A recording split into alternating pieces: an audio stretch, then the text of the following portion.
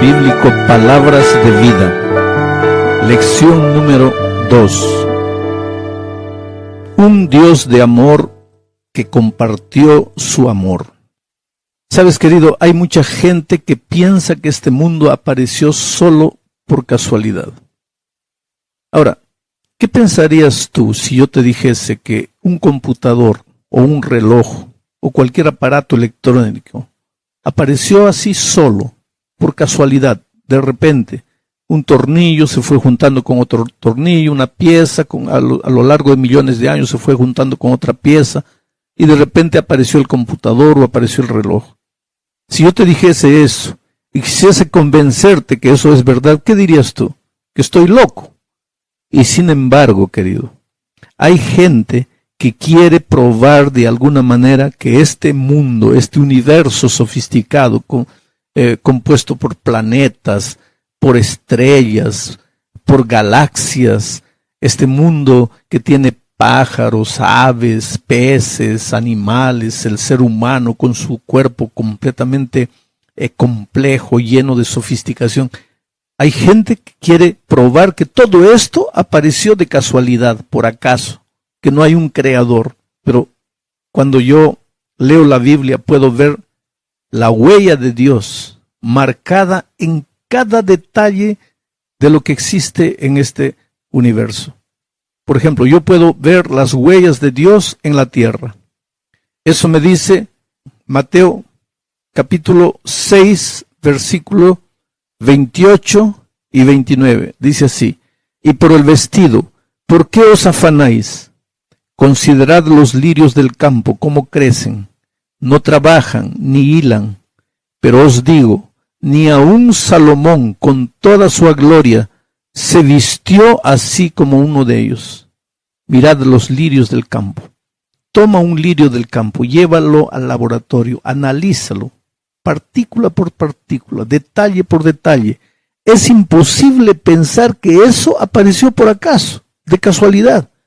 Tiene que haber un creador por tras de eso. Por eso digo que yo veo las huellas de Dios en las cosas de esta tierra. Pero también puedo ver las huellas de Dios en los cielos. Salmos 19, 1 dice: los cielos cuentan la gloria de Dios, y el firmamento anuncia la obra de sus manos. Piensa en los cielos, piensa en el movimiento de rotación de la tierra, piensa en las estaciones, la primavera, el invierno, el otoño, el verano, los días, las noches, los diferentes tipos de clima. En fin, tiene que haber una mente creadora por tras de eso, tiene que haber una mano maravillosa que creó los cielos y la tierra. Pero aquí, en el libro de Isaías, mira, en Isaías, capítulo 40, versículo 26, encontramos otra declaración interesante. Levantad en alto vuestros ojos y mirad, ¿quién creó estas cosas? Él saca y cuenta su ejército, a todas llama por sus nombres, ninguna faltará. Tal es la grandeza de su fuerza y el poder de su dominio. Mira al cielo en una noche estrellada. ¿Quién creó todo eso? Por eso dice aquí el texto: levantad en alto vuestros ojos y mirad, ¿quién creó todas estas cosas? La respuesta, sin duda ninguna, es Dios. Él es el que creó todas estas cosas. Pero yo puedo ver las huellas de Dios también en el cuerpo humano. Mira lo que dice Salmo 139, 4. Te alabaré porque formidables y maravillosas son tus obras. Estoy maravillado y mi alma lo sabe muy bien. El versículo 15 dice: no fue cubierto de ti mi cuerpo, no fue encubierto de ti mi cuerpo.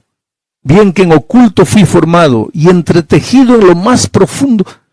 Mira, analiza el cuerpo humano, observa el cuerpo humano, el corazón, desde que naciste, y si un hombre vive 80 años hasta que mueres, segundo tras segundo late constantemente.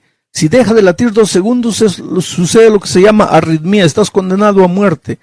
¡Qué máquina maravillosa! Nunca la engrasas, nunca la aceitas, nunca la limpias, pero ahí está el cuerpo humano maravilloso. Piensa en el aparato digestivo. Desde que el alimento entra a la boca, se mezcla con la saliva, hay ciertas sustancias que ya comienzan a preparar el alimento para ser digerido. Cómo el cuerpo humano aprovecha cada nutriente de los alimentos. En fin, tiene que haber una mente maravillosa por detrás de todo eso. Bueno, después de analizar todo esto, finalmente, ¿qué es lo que la Biblia dice? ¿Qué es lo que el autor de la Biblia dice después de mirar todo esto? Aquí cuando leemos Hebreos capítulo 3, versículo 4 dice, porque toda casa es hecha por alguno, pero el que hizo todas las cosas es Dios. Quiere decir, si hay huellas, es porque alguien anduvo, porque alguien caminó. Y si tú puedes ver las huellas de Dios en la tierra, puedes ver las huellas de Dios en los cielos, puedes ver las huellas de Dios en tu cuerpo, quiere decir que Dios existe. Es lo que el autor de Hebreos dice. Dios es el que hizo todas las cosas. Ahora viene la pregunta. ¿Y cómo es ese Dios? ¿Cómo es ese Dios? Para eso tenemos que leer Isaías 46, 9 y 10. Y ahí vamos a ver que ese Dios maravilloso es un Dios omnisciente. Quiere decir que todo lo sabe. Isaías 46, 9 y 10 dice, acordaos de las cosas pasadas, desde los tiempos antiguos, porque yo soy Dios y no hay otro Dios, y nada hay semejante a mí, que anuncio lo porvenir desde el principio, y desde la antigüedad lo que aún no era hecho, que digo, mi consejo permanecerá y haré todo lo que quiero. Quiere decir, una de las características de ese Dios extraordinario y maravilloso que tenemos es su capacidad de saber todo. Dios sabe todo. Otra característica de ese Dios es, además de ser omnisciente, de saberlo todo, es omnipotente. Aquí en Apocalipsis 19, 6 dice, y oí como la voz de una grande multitud, como el estruendo de muchas aguas, y como la voz de grandes truenos que decía, aleluya, porque el Señor nuestro Dios todopoderoso reina. Dios es omnipotente, lo puede hacer todo, no hay nada que no pueda hacer. Pero la tercera característica de Dios está registrada en Proverbios capítulo 19, Proverbios capítulo 15, versículo 3, dice así, los ojos de Jehová están en todo lugar, mirando a los malos y a los buenos. Ahí esta es la tercera característica de Dios. Dios es omnipresente. Entonces, tres características de Dios. Dios es omnisciente, lo sabe todo. Dios es omnipotente, lo puede todo. Y Dios es omnipresente, está en todos los lugares al mismo tiempo. Ahora, la Biblia afirma que ese Dios es un solo Dios, pero son tres personas diferentes. Mateo 28, 19 dice, por tanto, id y haced discípulos a todas las naciones, bautizándolos en el nombre del Padre y del Hijo y del Espíritu Santo. Aquí están las tres personas de la divinidad. Padre, Hijo y Espíritu Santo. Cierra un poco los ojos. Imagina al Padre. ¿Cómo ves el Padre? Tal vez te imaginas un anciano de barba blanca, de cabello blanco. Imagina al Hijo. Bueno, ahí viene a tu mente aquellas fotografías, aquellos retratos pintados que tú ya más o menos conoces. Ahora cierra los ojos e imagina al Espíritu Santo. ¿Qué es lo que imaginas? Parece que no tienes ninguna imaginación. Porque el Espíritu Santo es generalmente presentado como algo espiritual que no se puede tocar, que no se puede ver. La verdad es la siguiente, la Biblia afirma que tenemos un solo Dios y tres personas. Y tú me vas a preguntar, pero pastor, yo no entiendo. Porque si es uno, no pueden ser tres. Y si son tres, no puede ser uno. No, yo tampoco entiendo. Quiere decir, la Biblia no explica cómo un Dios pueden ser tres personas y tres personas pueden ser un Dios. La Biblia simplemente define. Y yo, Ya te dije cuando estudiamos el tema de la Biblia, hay que ser humildes cuando estudiamos la Biblia y aceptar lo que Dios dice porque Dios lo dice. Martín Lutero decía que todo el agua del mar podría ser comparado a Dios. Dios como todo el agua del mar y la mente humana como un vaso. Dime una cosa, ¿podrías hacer caber en un vaso todo el agua del mar? Imposible. Entonces, ¿cómo es que la mente humana como un vaso puede contener la dimensión de Dios? Inclusive porque Dios no tiene dimensión, está más allá de todas las dimensiones de cálculos humanos. El día que tú entiendas quién es Dios, Dios deja de ser Dios. Dios es infinito, está por encima de toda imaginación humana. Por lo tanto, no quieras explicar racionalmente cómo un Dios pueden ser 3 personas y 3 personas pueden ser un Dios. Pero la Biblia afirma categóricamente que es así. Hay otra cosa interesante.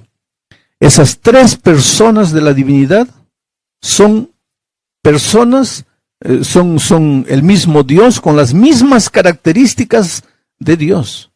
Aquí cuando leemos la epístola a Timoteo, primera a Timoteo, capítulo 1, versículo 17, encontramos lo siguiente: por tanto, al Rey de los siglos, inmortal, invisible, al único y sabio Dios, sea honor y gloria por los siglos de los siglos. Amén.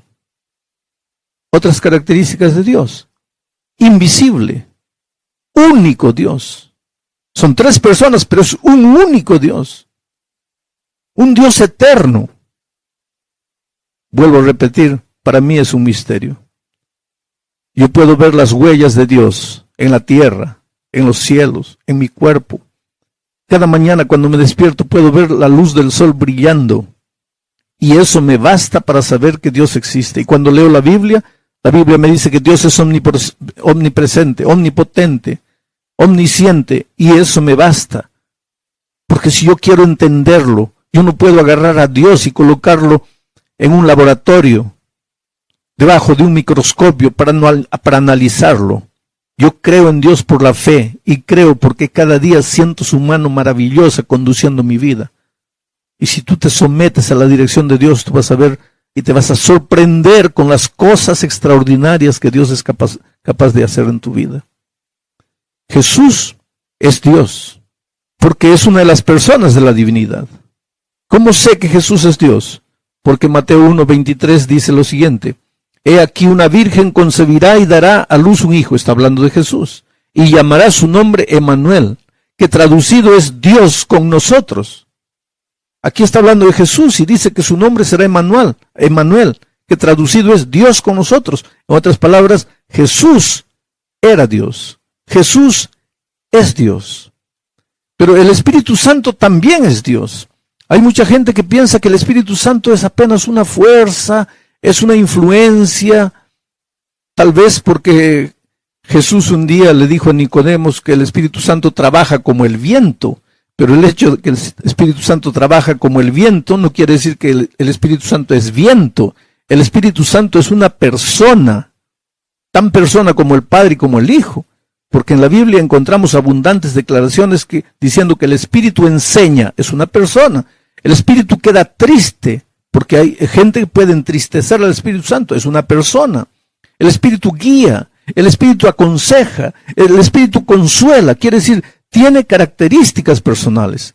Pero para probar que el Espíritu Santo también es Dios, encontramos un versículo aquí en Hechos de los Apóstoles, capítulo 5, versículos 3 y 4.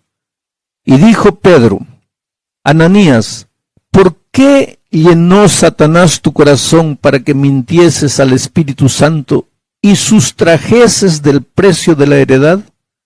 Reteniéndola, ¿no se te quedaba a ti? Y vendida, ¿no estaba en tu poder? ¿Por qué pusiste esto en tu corazón? No has mentido a los hombres, sino a Dios. Interesante. Ananías había mentido al Espíritu Santo, pero El autor del libro de Hechos, que fue Lucas, dice que no has mentido a los hombres, has mentido a Dios. Quiere decir que el Espíritu Santo también es Dios.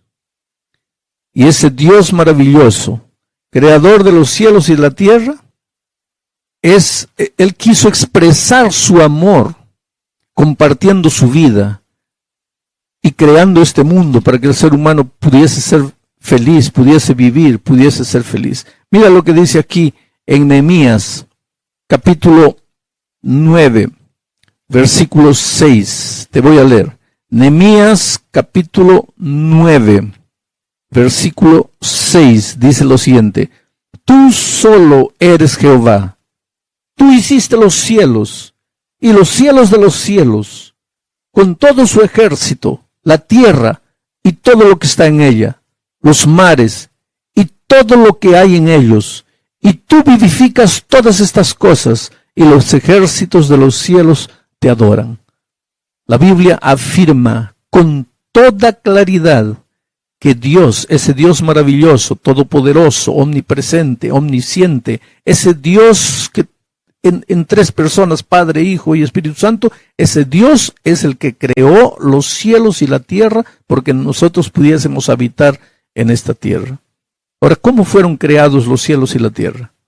Por la palabra de Dios. Cuando tú lees el relato de Génesis, tú vas a ver que por la palabra de Dios vino todo a la existencia. Pero aquí, en Salmos 33, versículo 6, encontramos esa declaración del salmista de manera clara. Por la palabra de Jehová fueron hechos los cielos, y todo el ejército de ellos por el aliento de su boca. Quiere decir que la palabra de Dios tiene un poder creador.